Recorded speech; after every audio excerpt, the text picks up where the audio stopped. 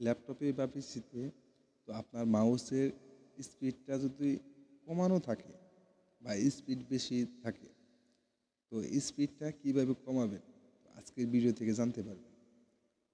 আমাদের চ্যানেল নতুন দর্শক হলে অবশ্যই চ্যানেলটি সাবস্ক্রাইব করে রাখবেন, ভিডিওটি শেয়ার করবেন অপরকে দেখার জন্য।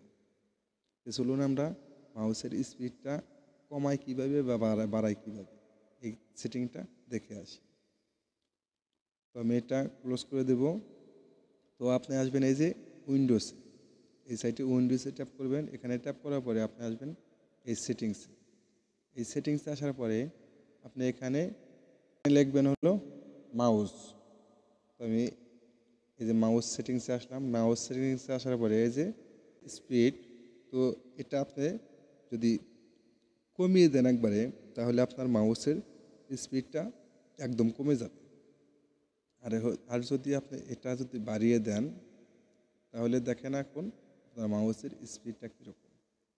তো এইরকমভাবে আপনার মাউসের স্পিডটা কমাতে পারবেন বা বাড়াতে পারবেন।